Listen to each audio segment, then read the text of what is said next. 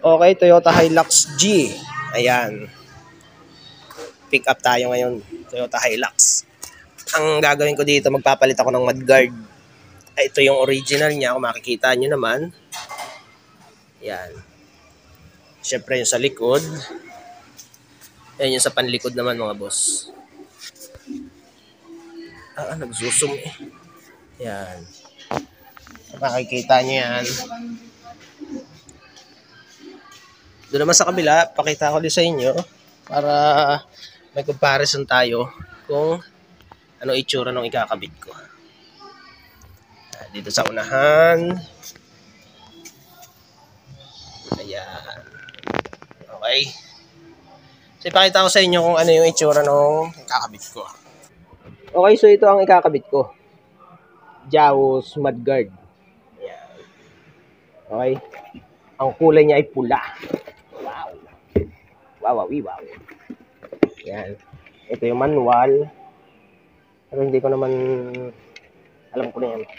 Ito yung mga pyesa niya, mga tornilyo. Yan. Belt.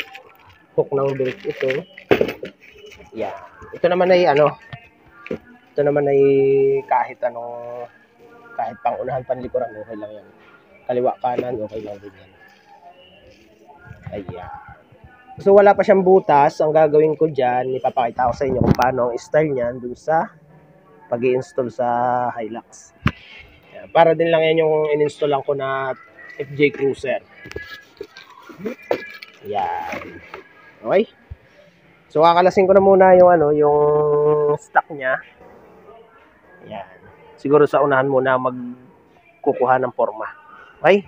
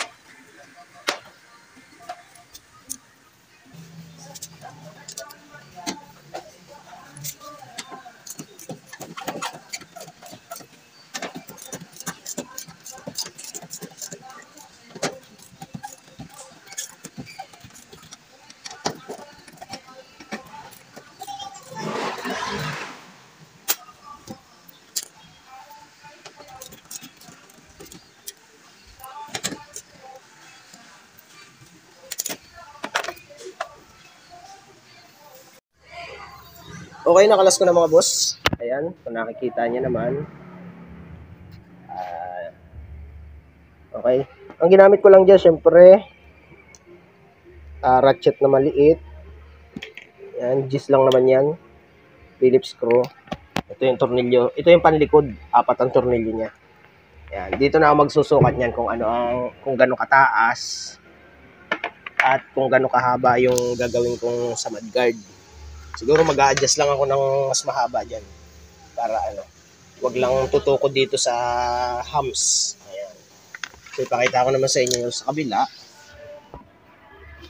So dito sa kabila ganun din, ayan, nakalas ko na din yan. Kinalas ko na muna kasi lahat para ano, para dire-diretso na ako sa pagkakabit. Ito sa unahan, medyo maigsi ang pagkakaano niyan eh, pagkaka-mudguard niya. Pahahabain ko yan siguro mga hanggang dito. Huwag lang tutukod sa hams, pwede na yan. Ganun sa kabila. Ayan, ganun din. Siyempre lilinisan ko muna yan bago ko kabitan. Ayan. So ngayon, susukatan ko na muna yung mudguard niya, yung Jaws mudguard, para maiporma ko na. Okay, ganito muna ang ginawa ko mga boss sa mudguard. Okay. Ito naman, baligtaran niya kahit ito ang gamitin nating left, kahit ito ang gamitin nating right. Parehas lang yan, isa ang forma ng dulo-dulo nito. So dito, hindi kamukha mo nung doon sa FJ Cruiser, nilagyan ko muna siya ng ano, ng tawag dito, masking tape. Ayan. Kasi doon sa isa sa FJ Cruiser, direct ako siya ginuhitan eh. Natanggal naman siya kaya lang, edi mas maigi na yung may masking tape para kahit gurihan nyo yan, walang problema. Ayan. Ngayon, susukatin ko na muna ito dito pag ganito. Yan. Depende na sa taas na gusto nyo. Sa akin kasi, ang aking allowance dyan, siguro mga ganyan. Susukatin ko na lang dito kung hanggang saan. Kung saan naabot yun, kunyari ay 1.5. 1.5 na lang ang gagawin ko dyan. Hindi ko siya hahabaan na tipong ganyan kahaba. Masyadong mahaba yan. Tutukod naman sa ano, sa katulad dito. Masyadong mahaba eh. Yan. Kita nyo? Masyadong mahaba yan. Kaya i-adjust lang natin yan. Tipong mga ganyan. Yan. Ipuporma ko na lang ng mag-adjust lang tayo ng ganyan. Sasagad ko na dito. Ito lang ang additional niya. Kasi bagay hinabaan natin yan ng ganyang kahaba, sinakto natin dito, laging sasabit yan sa ano, sa hams. Kahit ba pick up yan, sasabit lagi yan. Okay? Yan. Ang kukunin natin lagi dyan ay yung pinakamataas niya. Yan. Ang isi-shield natin na yun dito. Yung tilamsik dito sa pinto. Yan. Ganyan. Ipapakita ko sa inyo kung paano itsura niyan. Okay?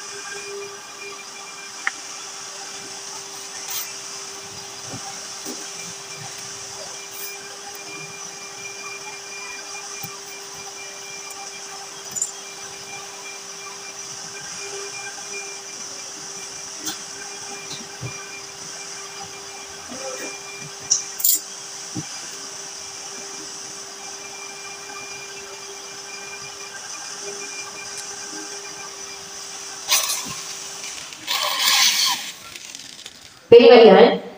Nakakasuwas sa kami ng battery.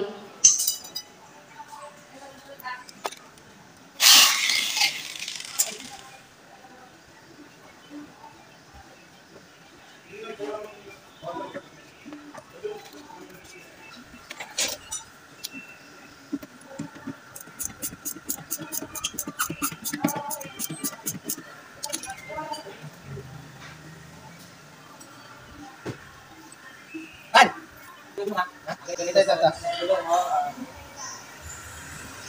Ano?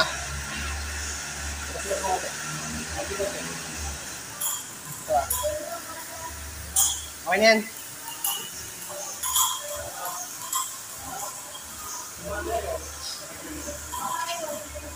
Di ba dapat medyo labas yun? Di ba medyo labas yun? Kailangan tayo pantay sa meron. Kailangan pantay ito? Oo. Ito.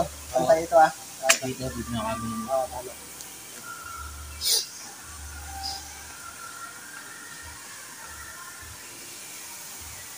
Sakto. Oo.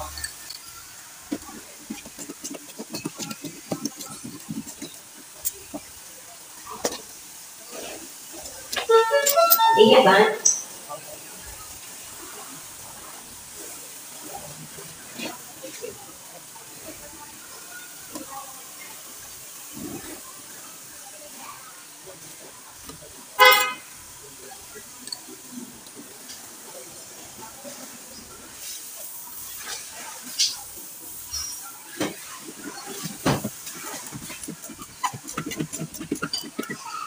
Wait, yan ang talag po sana. Para yung sir.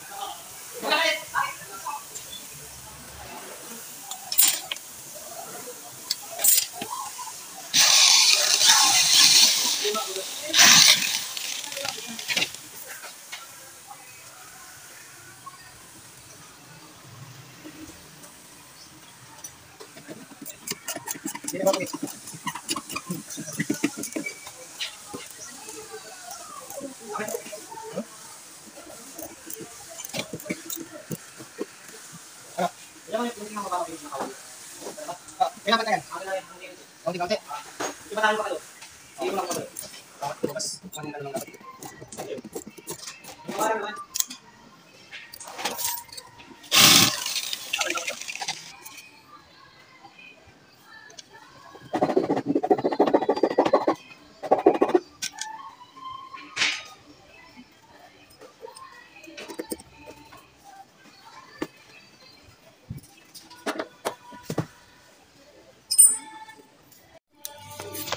Okay, so nabutas ko na mga boss. Okay, 4 ang naging butas. Ayan. Ito yung doon sa taas, doon sa kaunahan kong ginawa. Tapos ito yung pangalawa. Nag-adjust ako dyan mga boss. Pinalaki ko yung butas. At ito yung doon sa para sa loob. At ito yung sa ilalim. Kaya nilagyan ko doon sa ilalim kasi nag-upgrade siya ng gulong. At pagka pinapihit ko yung gulong ay sumasabit. Kaya kailangan kong lagyan ng tornilyo doon sa bandang ibaba doon para mahatak yung mudguard. Kasi kung hindi natin gagawin yun, mauukab yung mudguard, makakayod ng gulong. Kailangan lagi nyo testingin yung gulong bago kayo mag-fix para malaman nyo kung nasabit ba sa gulong or kung stuck naman yung gulong niya, diretso na yan, hindi na yung sasabit. Kasi ito nag-upgrade ng gulong yun. Yan. Ngayon na ano ko na yan, na butasan ko na yan, ang gagawin ko naman dyan, ganito. Ito yung pangkaliwa. Yan. Ang gagawin ko dyan, ganito. Pagkaubin nyo. Isang side lang kayo magsusukat nyan. Yan. Pag nasukat nyo na yan sa isang side, parehas na yan. Diretsuhan na yan. Hindi na kayo magkakamali dyan. Okay? Yan. Kasi ito, pag sinukat nyo doon sa kabila, ganun din ang forma nyan. Yan. Ito yung pangkanan. Yan. So pagka ni-reverse nyo yan, ito naman yung pangkaliwa. Okay? Pares lang yan. Kailangan lang pagka ikakaob nyo yan, wag pa ganyan. Wag pa ganyan. Wag pa ganyan. Kasi pag ginawa nyo yun, yari tayo dyan. Ang magiging harapan yan, nakaganon. Kaya ang gagawin nyo dyan, pagka nakaibabaw, ibabaligtad nyo yan. Saka nyo ito ipapatong. Yan. Okay? Para paglipat natin doon sa kabila, yan. Pag gano'n naman siya. Nasa likod pa rin yung pangalan niya. Okay? Isang side lang ako magsusukat dyan. Kahit dito sa kabila, sa panlikod, isang side lang ako magsusukat dyan. Dito lang sa right side. Yan. Bubutasan ko na muna to. Tapos palalakihin ko pa ng kaunti yan eh. Ito okay na ito. Napalaki ko na to. Itong dalawang butas na to, palalakihin ko pa yan. Tsaka ito. Okay?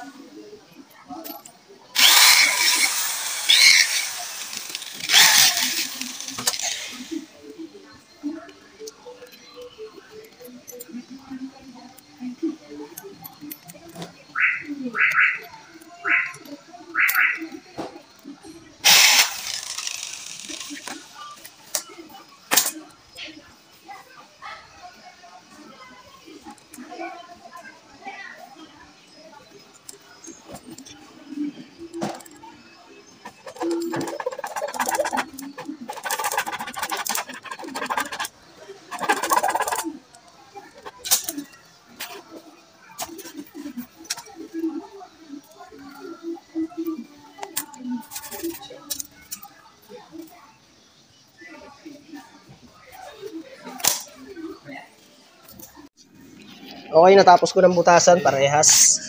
Ayan. Kung nakita nyo, pinagkaob ko lang yan. Ayan, pag ganyan. Okay? Tapos dito, paano ko nakuha yung mga butas na yan, ganito lang. Ang gawin nyo dyan, unahin nyo muna yung pinakataas. Ayan, dito. Yan. Yan ang inuuna ko dyan. Pakita ko lang sa inyo, isasabit ko lang yan. Yan, naisabit ko na yan. Yung isang tornilyo na yan. Nung nakuha ko na yung isang tornilyo na yan, tumawag ako ng isang tropa. Pinasilip ko yan kung pantay na dito. Doon sa gulong. Yan. Hindi pa nakatornilyo yung boss kaya medyo may makikita kang nakalabas doon. Pero yan, pinasilip ko yan. Kailangan pantay itong gulong na to. Yan. Kita nyo doon sa taas. Yan, pantay yan. Medyo lumabas lang dito kasi nga wala pang tornilyo yung ilalim. Nung pinapantay ko yan, nakita niyo yung guhit na yan. Yan. Ginuhitan ko yan ng lapis. Saan yung lapis ko?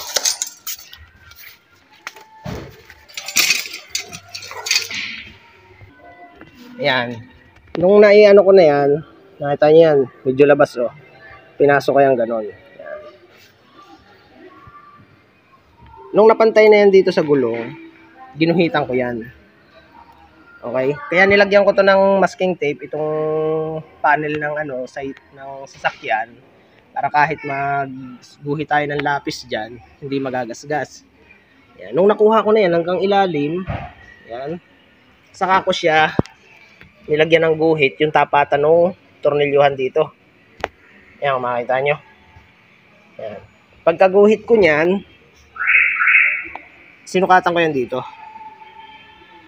Yan. Ngayon, ginamitan ko siya ng ruler dahil pantayan naman yung labi niyan dito at saka dito sa ibabaw. Dito ko na kinuha yung kung anong sukat ito. Yan. Nung nakuha ko na yan, tinesting ko yung gulong kung nasabit. Ay sumasabit siya. Ngayon, may binutas ako dito eh. Saan na ba yun? Ayan, ito. Itong part na to. Ayan. Pagkabutas ko niyan, dito ko naman yung sinilip. Ay. Diyan sa ilalim, ayan. Ayan yung butas, oh. Itinapat ko yan dito sa plastic. Ayan. Yung butas na yon. Okay? Tapos dito naman sa ibabaw. Sa ibabaw, saglit lang yan. Ayan. Ginawa ko lang ay 3/4 tapos itinapat ko lang dito sa kanal na ito. Yun, ganun lang. Tapos ngayon, kakalasin ko na muna. Tapos ayan, nung nakuha ko na yung guhit noon sa ibabaw, tsaka dito sa ilalim, yan, ganyan ang itsura noon. Ayan yung kurba ng panel ng sasakyan. Ayan yung butas. Tapos yan, sabi ko nga, pinagkaob ko na lang yan ng ganyan. Yan, pagkakaob ng ganyan, yan, diretso na yan, binutas ko na. Yung 4 na yan. Tapos ngayon, okay na yan. Ipipix ko na yan dyan. Okay? Tanggalin ko muna ito.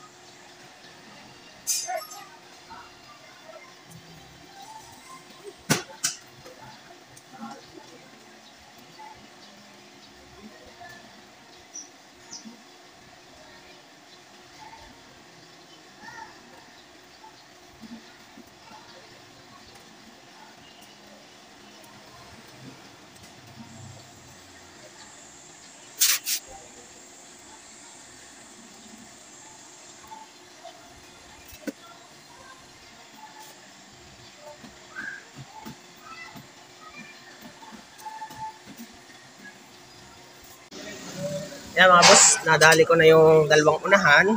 Yan ang finish niya, okay? So kung titignan nyo, okay? So dito sa likod, yan. Tapos dito mga boss, dyan ako nilagay yung kanyang tali. Dito sa arm na to. Dito sa bracket nung nung stepboard. Yan. Tapos allowance niya, ganun lang. Yan. Dito naman sa kabila. Dito naman sa kabila, syempre, yan, ganun din. Sukat na sukat yan, isang sukat lang yan. Dito ako sa right side, kumuha ng sukat. Yan. Syempre, yung tali niya, dito ko din nilagay sa bracket. Yan. Okay. Allowance niya, ganun lang din. Same lang din doon sa kabila. Ayun doon sa kabila. Okay. Yan. So, yun, yung sa panlikod naman ako. Okay, dito naman sa panlikod. Ayan. Siyempre, ganun din ang ginawa ko. Nilagyan ko rin ng masking tape. Tapos, ganyan na lang din ang gagawin ko. Susukatan ko siya. Siyempre, ilalabas ko lang din siya ng kaunti. Katulad dun sa pangunahan. Ayan kung nakita nyo. Okay, ganun lang din ito. Ilalabas ko lang din siya. Saktuhan lang din. Ayan. Okay. So, isusukat ko na muna yan. Nilagyan ko na ito ng masking tape Ayan. Okay. Sintralak niya kasi yung luma lang yung ginamit natin, di ba?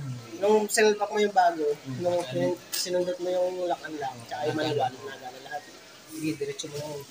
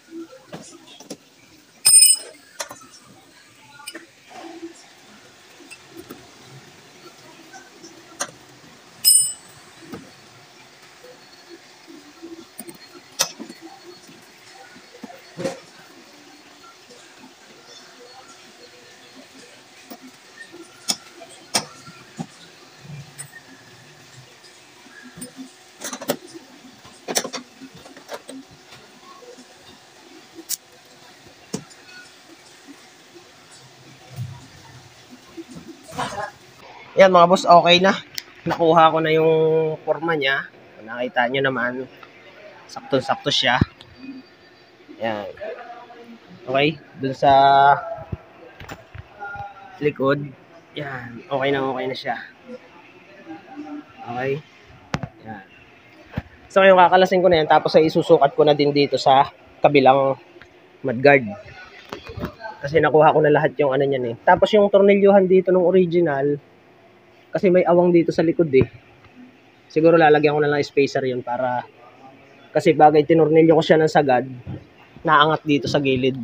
Kaya kailangan pantay lang siyang ganyan. Lalagyan ko siya ng spacer dito sa ilalim. Yan. Okay. So kakalasin ko na muna ulit ito, tapos ay tutornilyo ko na doon. Ano ko na, bubutasan ko na rin yun. Pagsasanibin ko siya.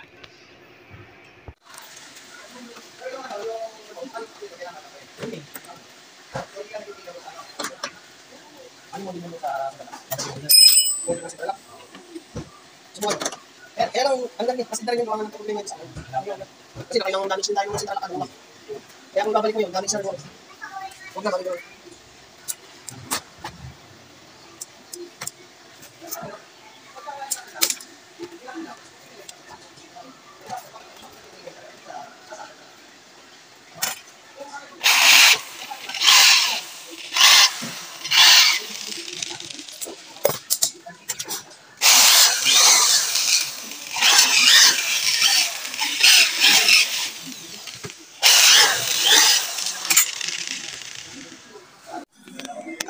Okay, so nabutasan ko na rin itong pang kaliwa. Ayan, kung nakita nyo naman. Saktong-sakto lang yan, pinagsanib ko na lang yan na ganun. Ayan, o. Isang sukat lang, isang pattern, tapos ay kinopya ko lang dito. Tapos dito, ginawa ko dyan, sumukat muna ako ng 1.5 sa ganito, tapos ito na ang kinopya ko. Ayan. Pagkakuha ko dun sa butas nun, kasi sinukatan ko rin yan ito eh, dito sa gilid. Ayan, kinopya ko na lang yan. Ayan, nasa na ba yun? Pagkakopya ko niyan, yun na yung sinunod kong pattern. Ayan o. Ayan yung butas, ito, tapos dito. Ayan. Okay? Ngayon, bubuuhin ko na yan dyan. Tapos maglalagay na lang ako ng spacer dito. Para pantay siya. Yung mudguard natin pantay. Nakalubog kasi yan yun. Doon sa kabila, ganun din yan. So yun, ibubuuhin ko na dito para tapos na ako. Tapos dito sa yung belt, hahanapan ko na lang yan ng pwestuhan dyan. Papakita ko na lang sa inyo sa final check. Okay?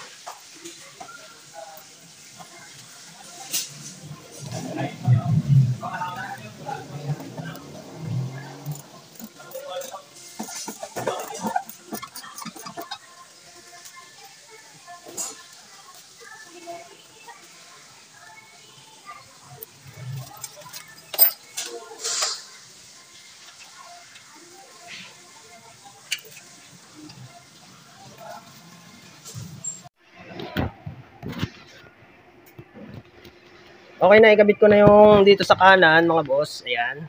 Tapos dito, yung pinagtalian ko ng belt, meron yung tornilyuhan dito. Ayan. Ginamit ko na yung kasama niyang itim na bracket na may lalagyan na ng belt. Ayan, diyan ko na yan nilagay.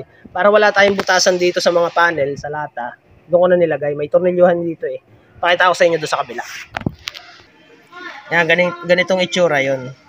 Sa Jaws Mudguard kasi meron kasama yung ganyan.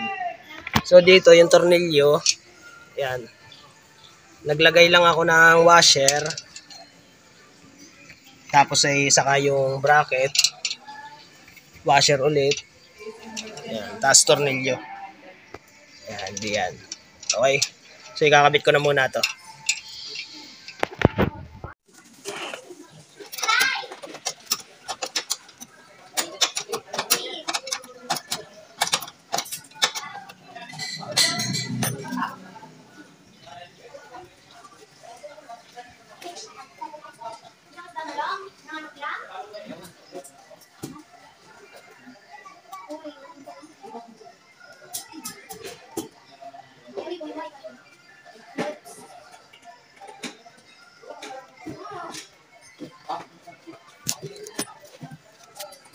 Okay, Toyota Hilux mga boss. Kinabitan ko siya ng Jaws Mudguard. Ayan. Ito na yung finish. Ito yung pangunahan. Makikita nyo. Yan, okay. So dito. Yan. Yan yung finish natin. Sa likod. Ayan, kung makikita nyo. Yan. Okay. So ito yung belt niya. Yan. Ito naman sa kabila. Yan, okay. Yan yung mga tornilyo niya mga boss.